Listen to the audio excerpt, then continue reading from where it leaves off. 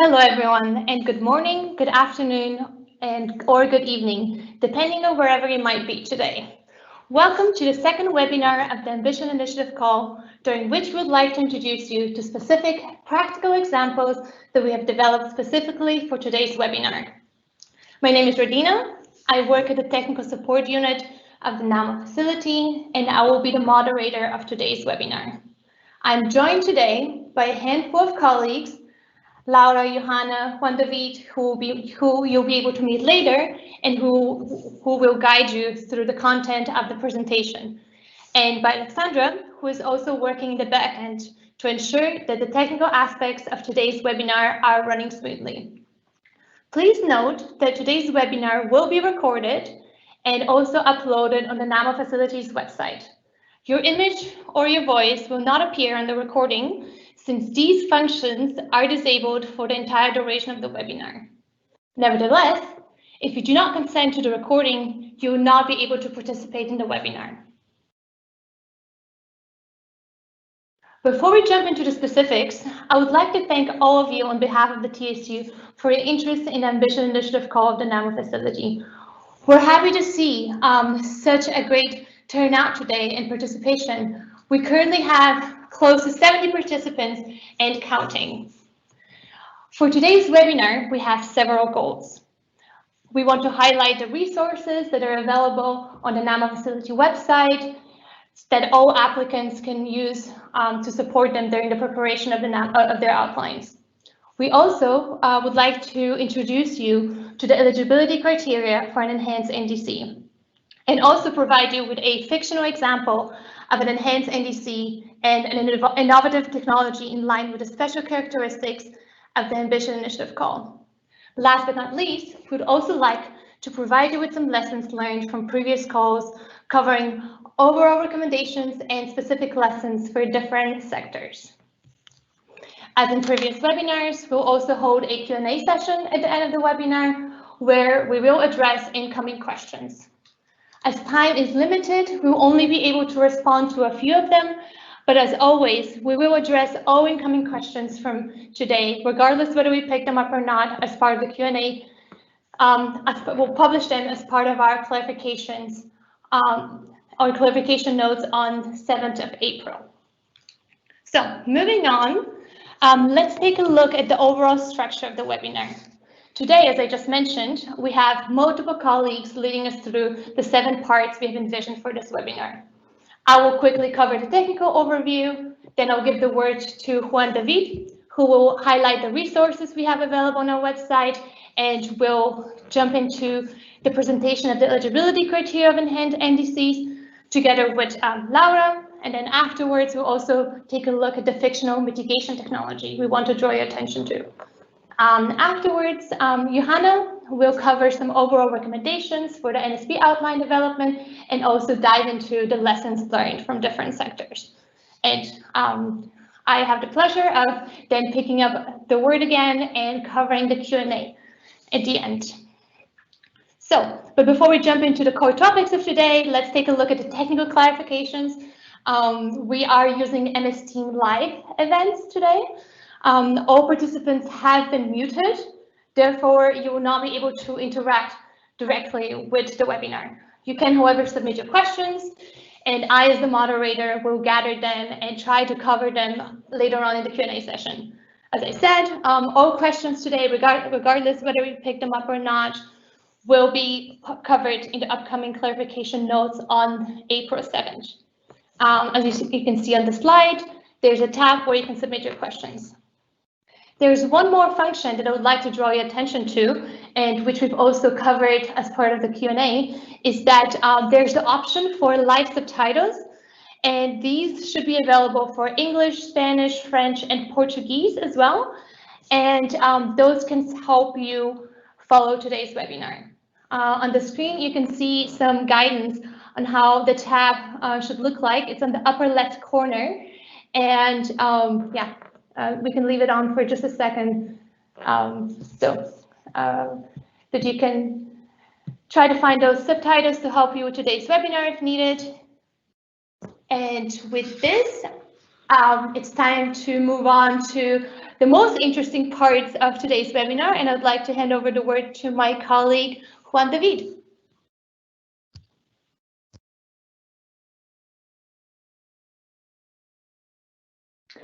Thank you very much, Radina. My name is Juan David, and I will be guiding you through the next 3 sections of this webinar. So let's move on to the next section, where we want to highlight the different resources that are available in the NAMA facility website. We encourage applicants to familiarize themselves with the General Information Document and other application documents for the Ambition Initiative, and to take a deeper dive into the different topics by revisiting past webinars on important topics such as financial mechanisms, greenhouse mitigation potential, etc. We also have many documents that provide details on key topics such as the NAMA facility's definition of transformational change, and of course, our clarification notes and frequently asked questions. You can submit your questions to the email contact@nama-facility.org, and those questions will be taken and made part of the future clarification notes that will be published in the dates that you can see on the screen. Besides that, you can join us for our next webinar on the 21st of April that will focus on clarifications and frequently asked questions. Last but not least, you can follow our new Twitter account @NAMA-facility to keep yourself updated with the latest news coming out from the NAMA facility. This will take us to the next topic of today, the presentation of the eligibility criteria for an enhanced NDC. This item of the agenda focuses mostly on enhanced and ambitious NDCs and should give you a better understanding on how the NAMA facility defines this eligibility criterion of the Ambition Initiative call. As you know by now, in the Ambition Initiative call, only NSPs from countries with enhanced and ambitious NDCs that are or that were presented to UNFCCC until the closure of the Ambition Initiative call on the 31st of May will be eligible for support. On this slide and the next one, you can see the NAMA facility's definition of what ambitious and enhanced actually mean in the course of the Ambition Initiative call. This definition can be found in the General Information Document, section 4.1, but also in several of the clarification notes that have already been published on the NAMA facility's website. We will, on the next slides, go through each bullet of this definition. So for now, there is no need on your side to read completely, as we will guide you throughout all these topics or these bullets in just a minute. What we plan for this session is to present a fictional example of an enhanced ambitious NDC, and for that, we will make use of a fictional outline that was first introduced during the 7th call of the NAMA facility. The objective here is to provide applicants with a good practice example of what an NSP outline is. We also want to note that during this webinar, we're sticking to the formulation used by the wider climate community when referring to what we call in our General Information Document the second NDC as the first updated NDC.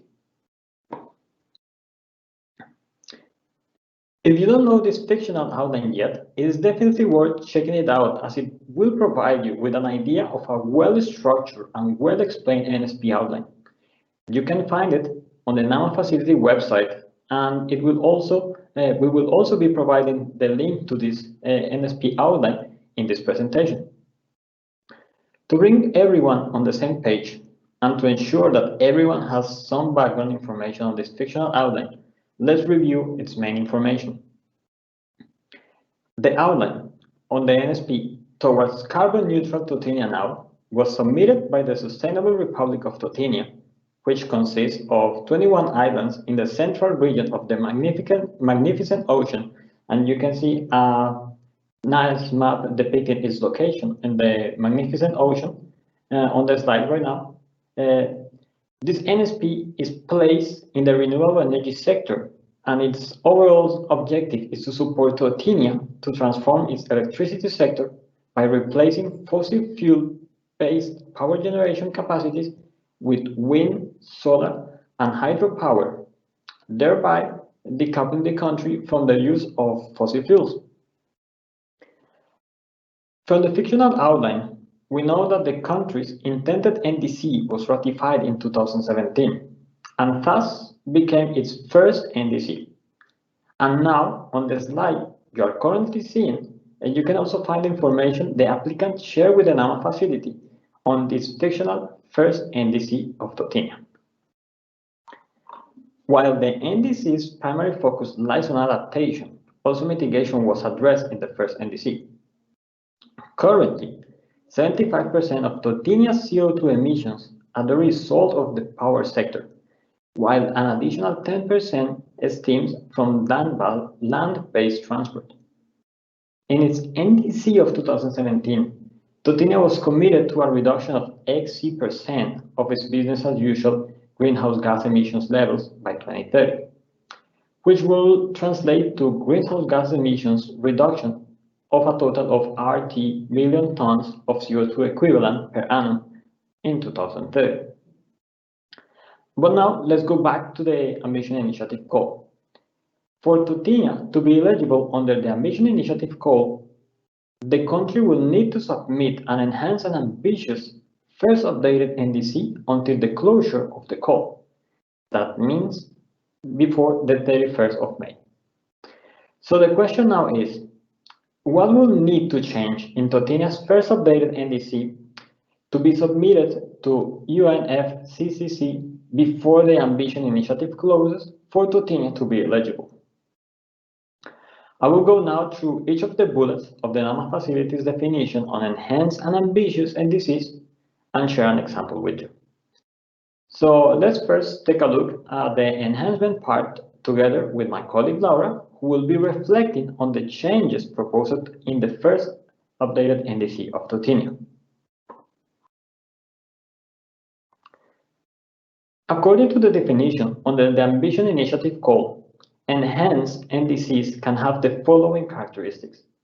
For an NDC to be considered as enhanced, it needs to meet at least one of the four criteria. The first criteria is strengthening mitigation targets and actions over time. My colleague Laura now will reflect on the changes made by Totinia in its first updated NDC. So Laura, please. Thank you, Juan. In Totinia's first updated NDC, the mitigation target has been strengthened. This was accomplished by a reduction of XC% on its business as usual GHG levels that was to be achieved by 2030, but which will now be already achieved in 2026. For 2030, Totinia commits to a further reduction of its GHG emissions by additional YZ%. Finally, Totinia also included an economy-wide emission peak already in 2025. Back to you, Juan, for the second criterion. Thank you, Laura. Now let's take a look to the second criteria, that is, in strengthening emission emissions reduction goals, including the addition of sector-specific targets. So, Laura, what can you tell us about it? One, Totinia tackled this criterion in its first updated NDC by formulating sector-specific targets of two of its highest impact sectors, namely the power sector, which is, as you remember, responsible for 75% of Totinia's CO2 emissions, and land-based transport, which is responsible for 10% of Totinia's CO2 emissions. It is expected that by 2030, Totinia's GHG emission reduction from the power sector will have reached FF% on its business as usual scenario. On the other hand, GHG emissions from land-based transport are expected to decrease by CC% on its business as usual scenario by 2030. Additionally, the power sector was further broken down, and actions in relevant end-use sectors, such as, for example, buildings and industry, which is in this case dominated by textile manufacturing, were introduced. These include, for the building sector, the introduction of specific targets and an obligation to develop a labeling scheme. In the case of the industry sector, which has a focus on the textile industry, mitigation targets were introduced, as well as the obligation to increase penetration from green certification. That's it from my side regarding this criterion, Juan. Thank you, Laura. Let's continue then and move to the third criteria, that is broadening the scope to include a wider coverage of sectors or gases. For this third criterion, Totenia decided not to enhance its NDC through extended coverage of sectors or gases. But if it would have liked to do so, this could have been achieved, for example, by including hydrofluorocarbon, HFCs, and hydrochlorofluorocarbons, HCFCs, as these are used in many refrigeration and air conditioning appliances, as well as in foam production. Even though the energy and the transport sectors are the most emission-intensive ones in Totenia, appliances of HFCs and HCFCs still come third in Totenia's emissions inventory. Therefore, Totenia's NDC could have been enhanced by formulating a separate target and covering it with significant policies that also take into consideration proper disposal and gas recovery. Back to you, Juan, to wrap up the last criterion for enhancement. Thank you, Laura. Indeed, this brings us to the last criterion of this category. That is the fourth criterion, is countries may additionally enhance their NDCs by moving from conditional to unconditional targets, shortening timelines, and or adding policies and measures. In Totenia, this was achieved in its first updated NDC by making its GHG target exclusively unconditional. Thus, this target has increased from XC% to YZ% by 2030. This increase results from a combination of two factors.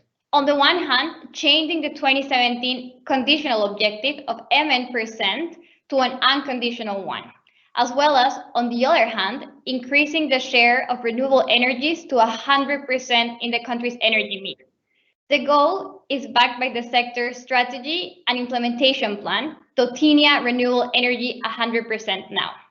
That's it from my side, Juan. I'm curious to hear, what do you think about Totenia's NDC with regards to its enhancement? Do you think it could actually make it and be considered as enhanced according to the NAMA facilities definition? Thank you, Laura, for reflecting on Totenia's example through all the criteria. Indeed, overall, Totenia's first updated NDC will be considered as enhanced according to the NAMA facilities definition. You might get the point that Totenia is rather a fictional poster child of climate change mitigation ambition. In reality, most countries will only rarely, if at all, achieve this. Nonetheless, in order to fulfill the enhancement criteria under the Ambition Initiative, countries need to achieve at least one of the four criteria listed before. So now, let's move to the other category, the criteria for ambition. For an NDC to be considered as ambitious, according to the NAMA facilities definition, the NDC should meet several, that means at least two or all of the following criteria. The first criterion for the NAMA facility to assess an NDC's ambition level is its compatibility with the globally agreed temperature limit under the Paris Agreement. An indication of the required sectoral shifts and global benchmarks associated with limiting warming to 1.5 degrees Celsius can be found in a publication by UNDP and the World Resources Institute that is linked on this slide. Because these are global benchmarks, it would not be necessary for every country to adopt them exactly as articulated in this publication, as each country should consider its specific emissions landscape. However, this can firstly serve as guideposts to get an idea of what will globally be required to achieve the agreed temperature limit, and secondly, to provide an idea of the sectors that are normally covered by the NDCs, especially for sectors that comprise a large share of countries' emissions. Additionally, Climate Action Tracker is already performing some analysis in this regard, albeit not for all countries. So Laura, please tell us, how did Totenia fare in this case?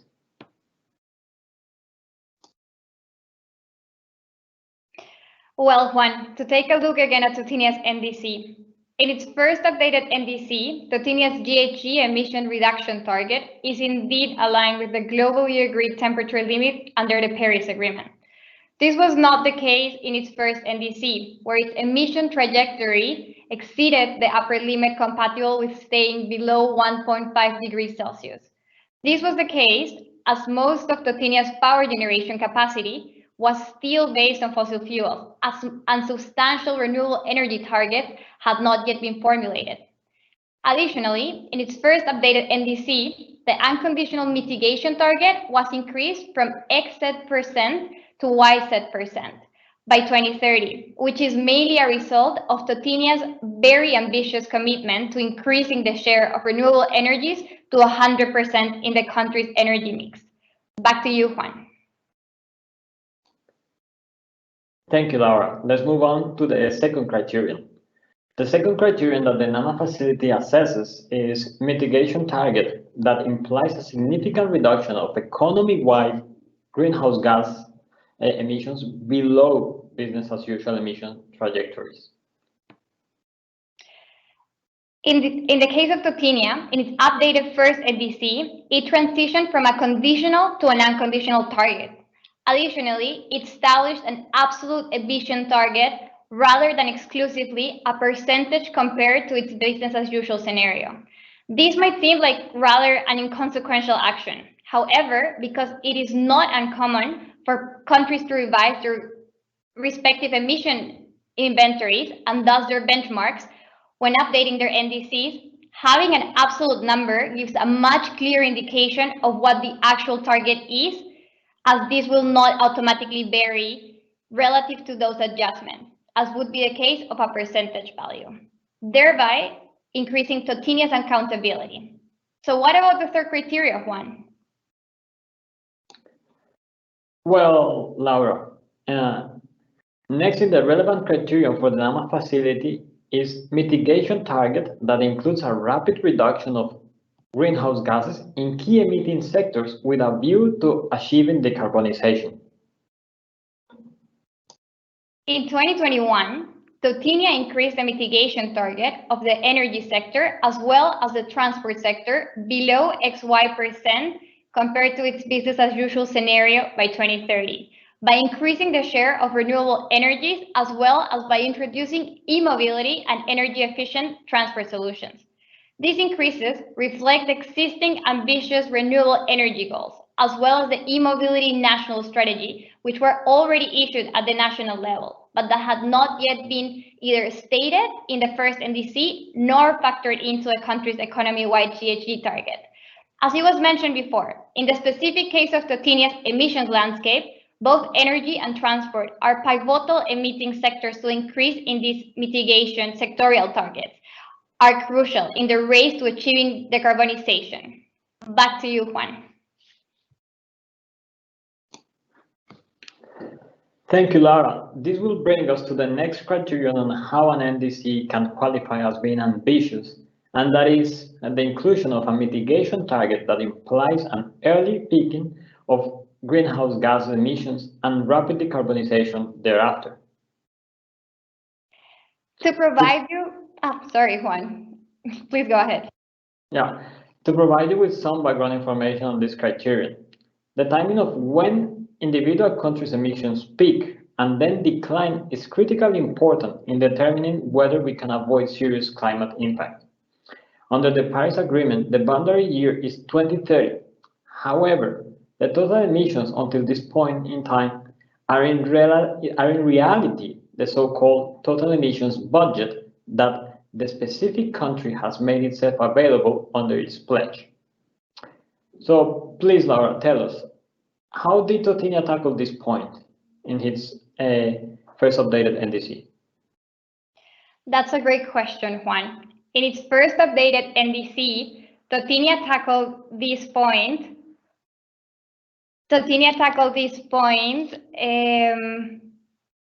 One second. Totenia tackled this point by including an emissions peak already in 2025.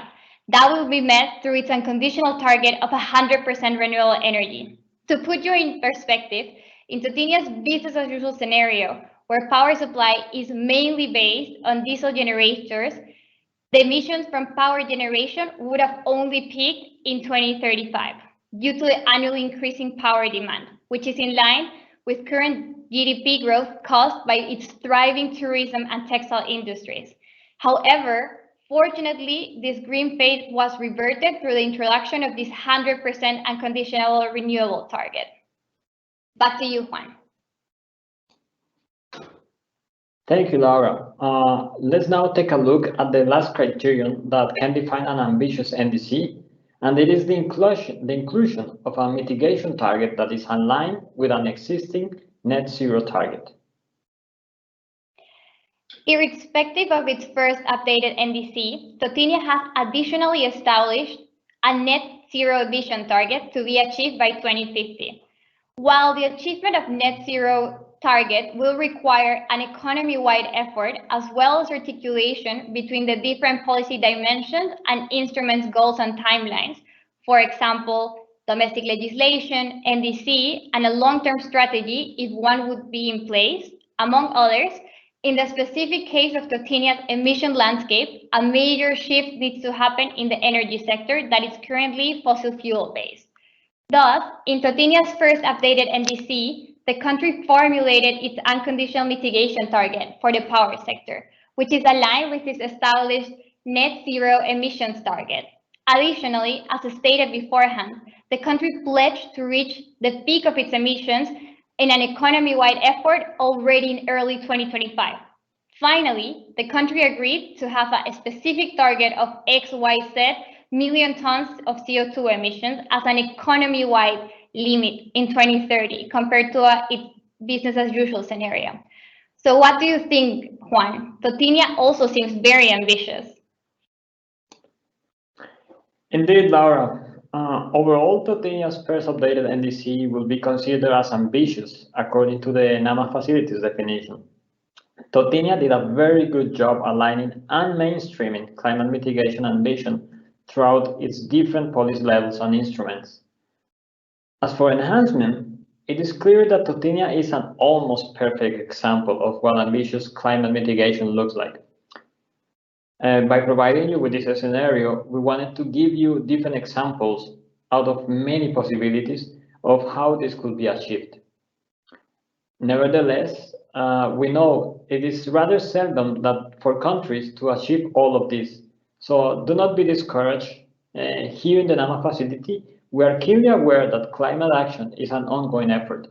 Thus, in order to fulfill the ambitious criteria under the Ambition Initiative, countries need to achieve at least 2 of the 5 criteria listed before. We hope that this provided you with some guidance on the NAMA's facilities definition of an enhanced and ambitious NDC. Before we move to the next agenda item, I still want to highlight the following points. To comply with NAMA facilities definition of enhanced ambitious NDCs, as specified in the section 4.1 of the General Information Document, it will have been sufficient for Totinia to only meet one of the aspects covered under enhancement and 2 covered under ambition. Also, it is important to note that the examples we presented here are fictional and for illustration purpose only. There are a lot of different ways for a country to comply with the definition of enhanced and ambitious. Thus, the examples we provided you should not be taken either as a benchmark or as an absolute reference of any kind. And lastly, in the process of assessing NSP outlines, a country-specific context will always be taken into account. If you want to get information on a country's NDC and to find out if a country has submitted a first updated NDC, you can, as the main source, consult the UNFCCC website. Additionally, there are other websites like Climate Action Tracker and Climate Watch Data, NDC Partnership, UNDP Climate Promise, that can also be checked regularly as they closely monitor the process of NDC's submissions. At this point, I want to thank Laura for her help in explaining how this fictional example fit the eligibility criteria of the Ambition Initiative. So thank you very much, Laura. Now, moving on to our next topic in the agenda, we will present you with a fictional novel technology to simplify the different aspects that should be considered, especially under the characteristics of the Ambition Initiative goal. However, before we move forward, we want to start with a foreword that consists of clarifications that we would like to make at this instance. Basically, this example was developed by the Technical Support Unit upon several requests by potential applicants and out of our own interest to facilitate the application process. So let's start by mentioning that the innovative technology that will be presented is completely fictional and its concept was developed by the TSU. Additionally, the information provided is presented from the perspective of an applicant and reflects the information that should be provided in an NSP outline. The choice of a renewable energy project in a SIDS context is rather coincidental, as it allows us to create a fictional framework and environment to facilitate this presentation. Lastly, some specific figures were left out intentionally so that we can focus on explaining the rationale and training of thoughts that are being presented. That being said, the objective of this exercise is to showcase how a promising outline might represent or present a novel technology to pilot and to upscale as part of the NSP, as well as to display the complexities involved in the development of such outline when it comes to the technology that has been chosen. Before we continue, I want to remark again that the story, names, and features portrayed in the technology presented here are purely fictitious, and no identification of real circumstances or is intended or should be inferred. For today's fictional example, we want to present the technology that the NSP Sustainable Refrigeration in Teutonia is proposing. So let's take a look to the background of this NSP. Refrigeration and air conditioning constitutes a significant share of the demand for electricity in Teutonia. One of the sectors with the highest demand for refrigeration in the country is the fishery sector. So, in order to look for a possible measure that could help addressing this issue, the government of Teutonia did a feasibility study that revealed a new technology that could use seawater as coolant in industrial applications. Therefore, during the last couple of years, the government of Teutonia supported the research and development efforts in order to develop this novel technology. However, to prove the technical and economic viability for this technology in large applications, piloting is still required. Overall, the NSP aims at installing this novel technology directly in the 6 fish processing plants existing at the moment in Teutonia. Now, with the benefit of knowing the background of this NSP, we can proceed to see how the implementation of this NSP outline is being proposed. According to the guidelines of the NAMA facility, this NSP has 2 implementation phases, implementation phase 1 and implementation phase 2. During implementation phase 1, it is expected that the NSP will perform all tasks related to sign the contracts and agreements required for the implementation of the NSP. This first phase of implementation is envisioned to last a total of 12 months for this NSP. For implementation phase 2, the NSP will be piloting the technology for a total of 24 months. Sorry. And afterwards, we'll proceed to upscale the technology to all 6 fish processing plants for another 24 months. This means that in total, implementation phase 2 will last 24 months.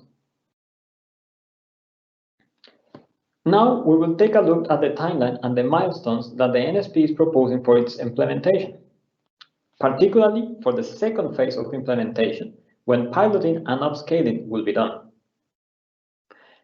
During the first 6 months of the piloting stage, the NSP expects to do the call for interest for the suppliers of this technology, and before the first year of the piloting stage, the commissioning of the first refrigeration system is expected. After 6 months of operation and testing, the project will start reporting on the technical and economic results that have been achieved and will also start showcasing the technology to other fish processing companies using site visits. Before reaching the 24th month of implementation, the NSP expects to have developed and operationalized the financial mechanism that will be used during the upscaling stage. Additionally, at the end of this stage, the NSP will report again on the results achieved to justify moving on towards upscaling. This activity and milestone will mark the end of the piloting stage, and now the NSP will start with upscaling. In the next 6 months, the NSP will do a call for interest for fisheries to access the financial mechanism that will support the conversion of the refrigeration systems to the novel technology. And 6 months after that, meaning month 36 of implementation phase 2, the NSP expects to start with the conversion of the refrigeration systems. By doing so, this NSP will accomplish the desirable shift to large-scale project within the timeline of the NSP. Moving on, we can now dive into the budget that the NSP has presented. But please, keep in mind that all these figures are fictional and have been selected to facilitate the explanation of this example. The NSP has a total budget of 15 million euros, divided into 10 million for the financial component and 5 million for the technical component. For implementation phase 1, a total of 1.2 million were allocated. This amount includes the financial and technical components. Implementation phase 2 has a total budget of 13.8 million that is divided in 1.8 million for the pilot project and 12 million for upscaling. So when we look at the financial contributions provided to the NSP, we can see that the government of Slovenia is contributing with 5 million. The private sector will be contributing with 60 million through their own equity, but also through the use of the financial mechanism. And finally, other donors have decided to contribute 1 million on top of the 15 million of funding coming from the NAMA facility. Thus, this NSP will leverage the funding provided by the NAMA facility by attracting funds from the public and private sector, as well as from other donors as part of its development. Before we close this section of today's seminar, I want to bring your attention to other issues that are also relevant for the success of this NSP and that have been included in the NSP outline. So this first topic is that the introduction and upscaling of the technology will be supported by enacting new legislation, such as new building codes that seek higher efficiency levels on energy efficiency, where the reduction of tariffs for equipment that needs to be imported and a reduction of electricity tariff for those companies that reach a determined level of energy efficiency in their operations. This NSP will also prove the economic and technical feasibility of using seawater for industrial uses, and it could be replicated into other productive areas in Slovenia, including the production of fresh water and vegetables cultivation. And last but not least, the NSP has identified a significant reduction of the operational cost for fisheries to be a co-benefit that will help promoting the expected changes in the refrigeration sector as well as in the fisheries sector. Thank you very much for your attention. I will now give the floor to my colleague Johanna, who will guide us through the next topics on the agenda for today.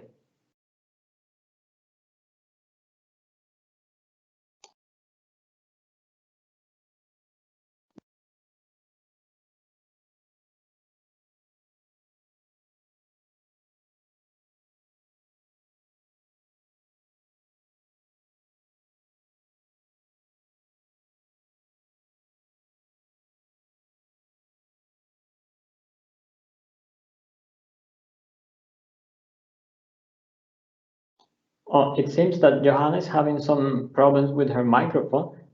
We are gonna need a couple of seconds until she fixes it. So please bear in mind and have a little bit of patience while we solve this technical problem.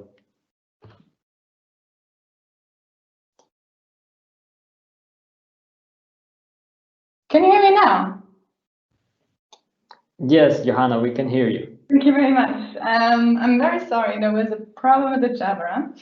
Well, first of all, thank you so much, Juan David, for this in-depth learning about tortilla and their innovative approaches to achieve mitigation. I am Johanna. I'm a desk officer at the Technical Support Unit of the NAMA facility here in Berlin, and I will guide you through the next 2 sessions. We will cover general learnings and sectoral lessons learned. So let's start with overall recommendations for an NSP outline.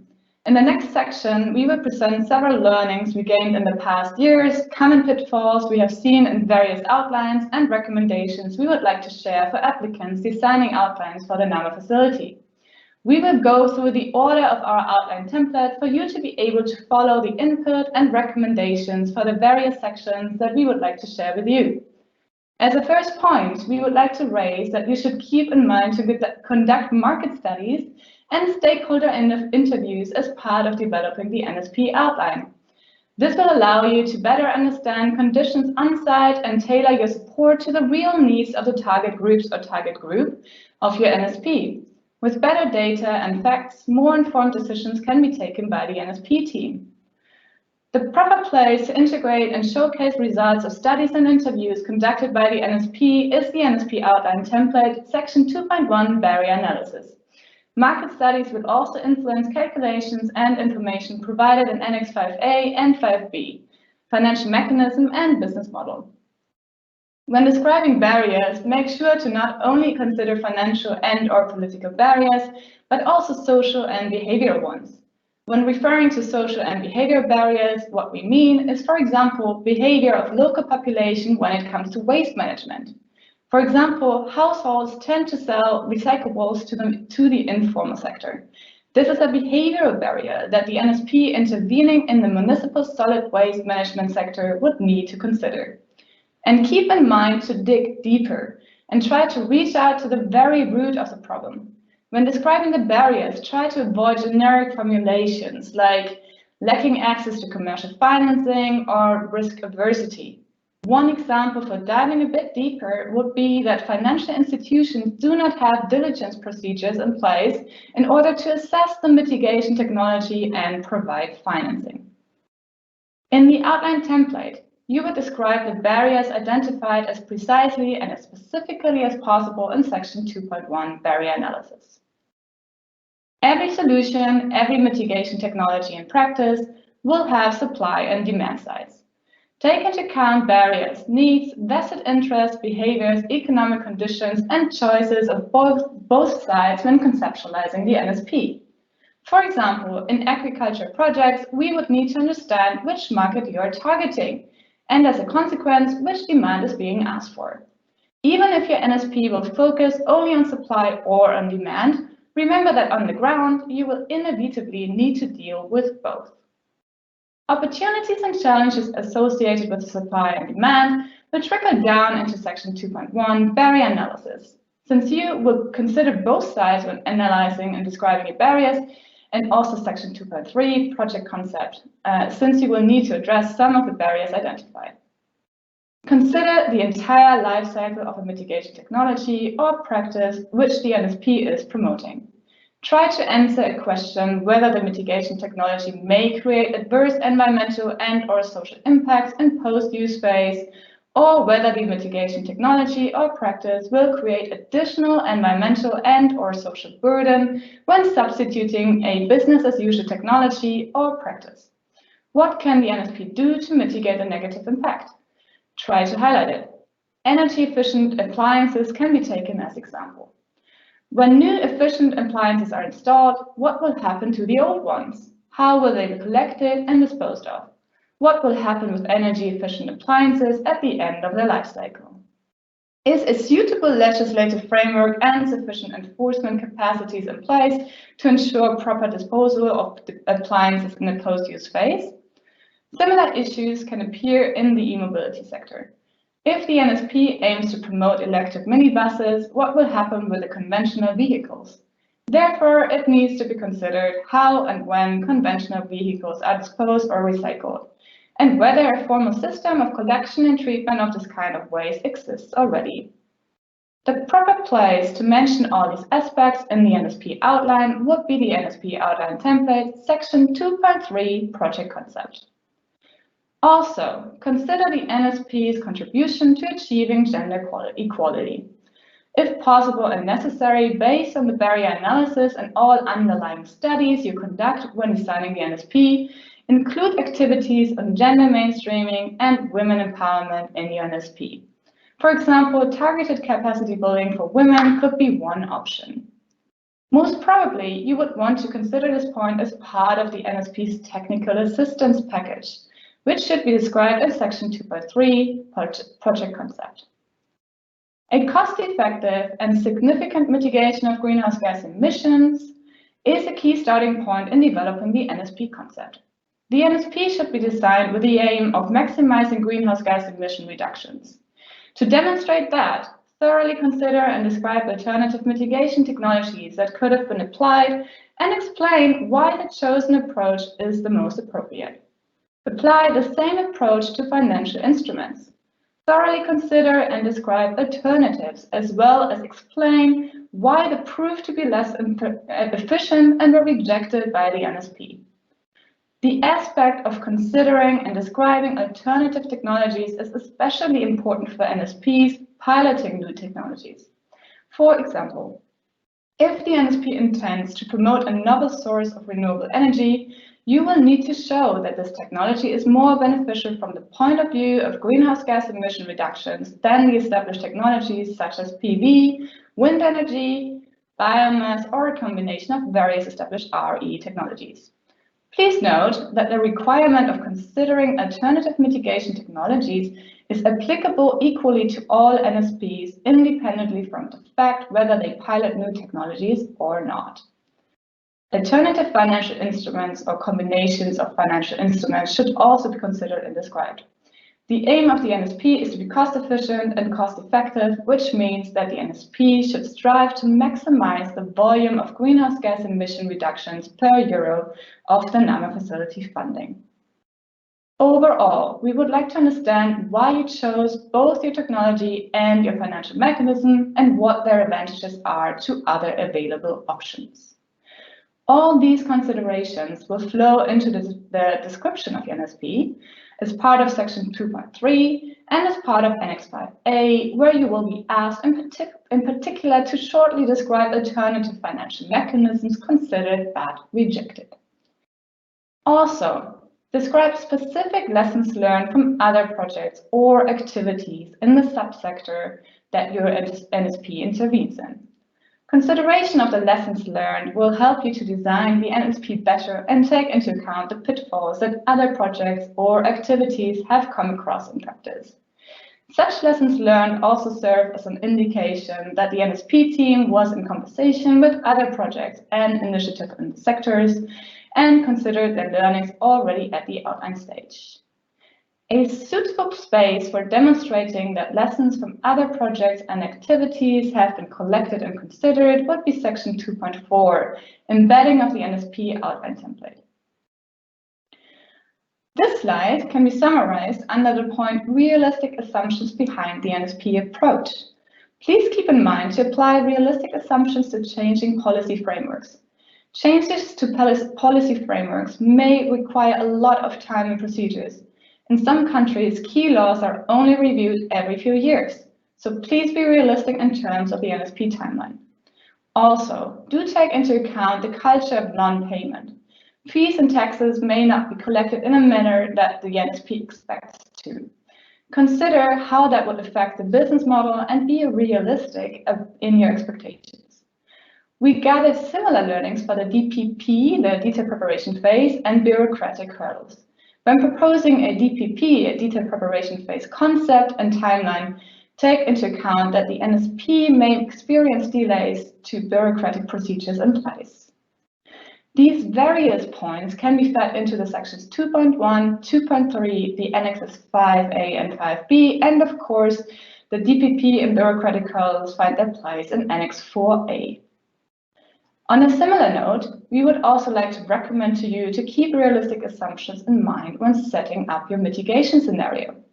Let's take a look at the feasibility of the mitigation scenario. Remember that NSPs will firstly need to set up procedures and agreements with partners in implementation phase 1, which is up to 18 months. So emission reductions starting straight from the first year of implementation are unlikely.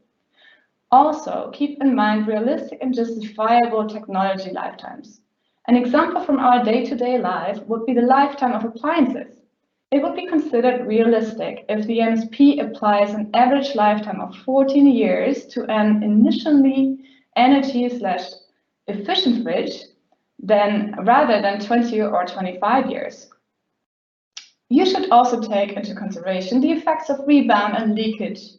Even if the NSP cannot quantify the rebound and leakage effects, it would be important to list them to showcase that the problem is not overlooked by the NSP. All of the aspects mentioned will be considered in your calculation in Annex 6, Greenhouse Gas Emissions Mitigation Potential, and will also be presented in the NSP outline template in section 3.3, Mitigation Ambition. Now, we will actually move on to a more specific section, our lessons learned from our NAMA facility sectors, which are energy efficiency, affordable agriculture, forest and land use, transport, waste, and renewable energies. It is important to note that you should always keep your own narrative and context in mind. The following input is important and you should keep it in mind, but it is clearly not binding and it should be adapted to your context. We have gathered learnings from old calls, such as the 6th call, combined with new learnings from the 7th call, and the following observations include learnings gathered by us, the NAMA facility itself, and input from external consultants. I am presenting rather comprehensive lists, and I will not go into details of all of the aspects in them, but please feel free to revisit the lists when designing your outlines. Our lessons learned for the energy efficiency sector are for appliances and for housing. For appliances, it is relevant to keep the aspect of transformational change in mind. Simple replacement schemes are insufficient, as the NAMA facility goals are actually to achieve a sector transformation. The same applies for one-time replacement schemes, as we do not see them as a sustainable long-term solution. As energy efficiency projects are often financially profitable for the host entity, it is discouraged to rely heavily on grant financing, but rather focus on financial leverage. Don't forget about leakage effects. Scrappage schemes must remove all devices from the market to lock in mitigation effects. We also look into energy efficient housing. In this sector, keep a holistic whole building approach in mind instead of just low-hanging fruits. Also, consider and describe the quality, safety, and performance of the equipment.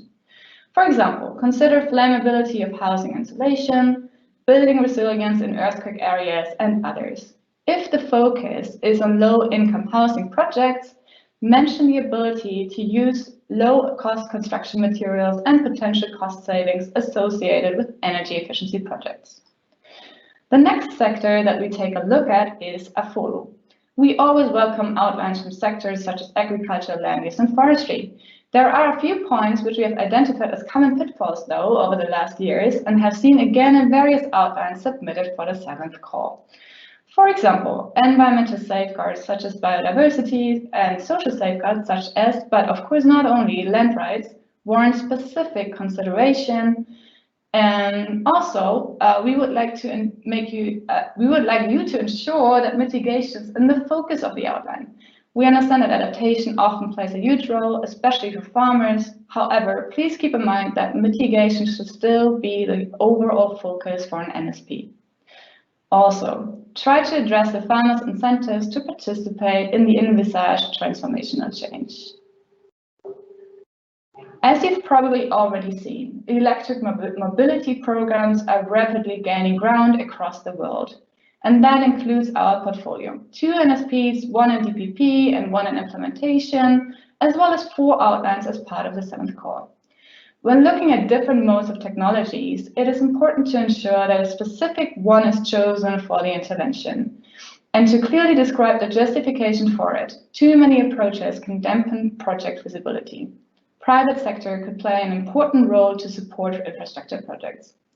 Due to the long-lasting nature of transport projects and what is often considerable lead time needed to fully develop, the bulk of mitigation potential will often lie beyond the NSP implementation phase. However, it is important to highlight what the mitigation potential is within the NSP lifetime and not just the technology. For our waste sector, please keep in mind that circular economy is not just a buzzword. Don't label it as such without substantiation. Waste hierarchy should be the guiding principle. Consider waste prevention and waste segregation. Capture opportunities for circular economy such as sustainable material and product design, reuse, repair markets, collection architecture, secondary material market models, quality of recyclables, and upcycling options. If your NSP includes components on recycling in the NSP outline, provide an overview of the collection system for recyclables, formal and informal, quantity and quality of recyclables, prices on the secondary material market, and treatment options, formal and informal. Last but not least, the renewable energy sector. What we have seen rather often is that pure mini-grid NSP outlines tend to have rather low mitigation potential. That does, however, not mean that mini-grid cannot or shall be discarded. Demonstrate transformation in fact, as with all NSPs. For example, how the NSP triggers a sectoral change instead of simply financing a few projects. At Nano Facility, one example would be the NSP in the Gambia.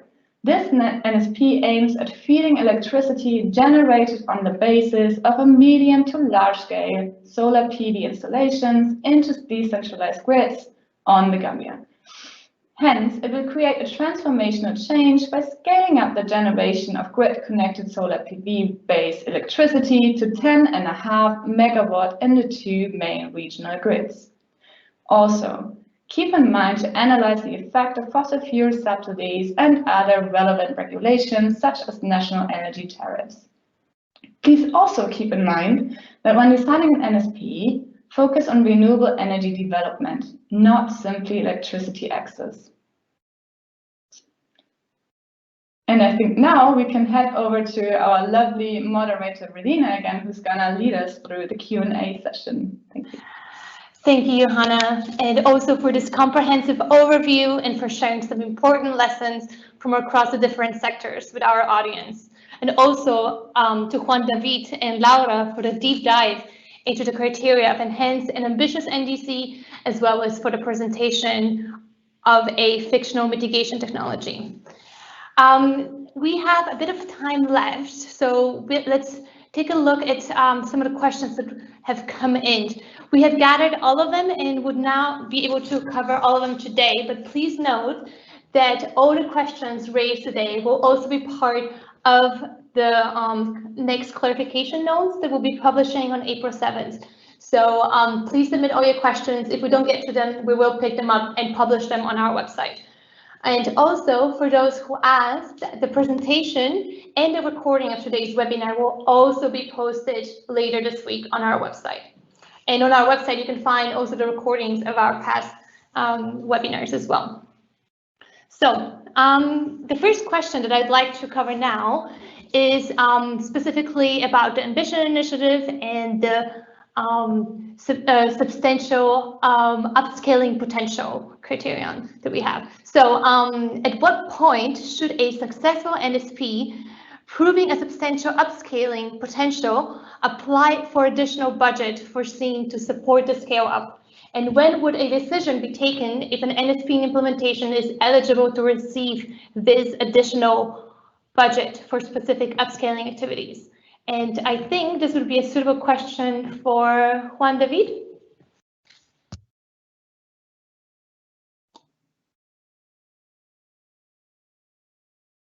Yeah, thank you, Radina. Well, this is a very interesting question. Highly successful NSPs have substantial upscaling potential, and therefore they can apply for the disbursement of additional budgets towards the end of implementation phase 2. There is no need to indicate this interest already in the outline, however.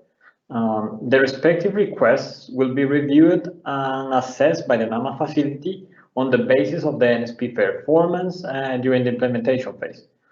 Its potential for upscaling and justification for the need for the additional budget will also be used, that will be used for these specific upscaling activities will also be taken into consideration, especially when they are relevant to the original NSP. The decision will not be made by the technical support unit, but will be taken by the donors of the NAMA facility, and then it will be subject to the availability of funds at the moment. I think that will cover the main points for this question, Radina. Back to you. Thank you, Juan David. I think this was a pretty elaborate answer, and all of you can find it in our clarification notes afterwards. The second question and last question that I'll cover today, since we're running out of time a little bit, there are a few other announcements I would like to make at the end, is a question, a reoccurring question that we received also from past calls, and that has to do with cross-border and regional projects and whether those would be eligible under the Ambition Initiative call. And maybe, Johanna, could you address this one? Of course, yeah, thank you, Radina. I'm happy to answer that one. We have actually seen a few outlines in the 7th call with a regional approach. And yes, generally, NSPs in cross-border, but also regional contexts are eligible. But please know that for all countries involved, the political commitment, readiness, implementation structure, and others will be assessed. Endorsement letters from national ministries of all involved countries are required. In addition, such cross-border or regional approaches would need to demonstrate a common raison d'etre. For instance, several small island states of a region could join forces within one NSP in order to achieve a reasonable project size and scaling effects. However, it would be difficult to make a case for the common raison d'etre simply because an organization is active in 3 or 4 countries across a continent.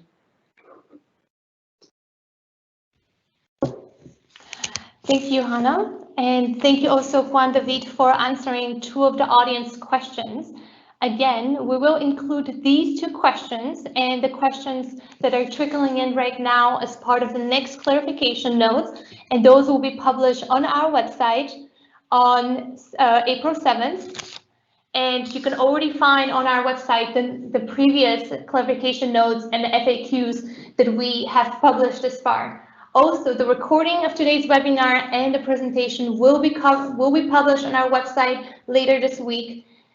And I would like to now draw your attention to what we have upcoming next. And that is, we have one more webinar, which we'll hold on April 21st. And this will focus solely on the clarifications and FAQs surrounding the Ambition Initiative call. As done in the past, we will send an invitation via our newsletter, and we'll also post further information on our website as to how to dial in. But it would most likely be with MS Teams again. And on the slide, you can also see the other dates for the next clarification rounds that we have coming up. Last point that I want to raise and draw your attention to is that we have a dedicated page for the Ambition Initiative call, which we have linked in the presentation, and there's a wealth of information there, so please check it out. We have just joined Twitter, so please follow us if you'd like to stay up to date with some of the most latest developments within the NAMA facility. Such as new publications or whenever the next clarification rounds are up. And of course, we have our newsletter. And if you have any questions in between, do not hesitate to reach out to us at contact@namafacility.org. Last but not least, please share this information with everyone who might be interested in applying. The deadline is slowly but surely approaching May 31st, 3 p.m. Central European Summertime. And with this, I would like to thank you for participating today on behalf of the webinar team of the NAMO facility. And we are very excited and looking forward to receiving your outlines. Goodbye.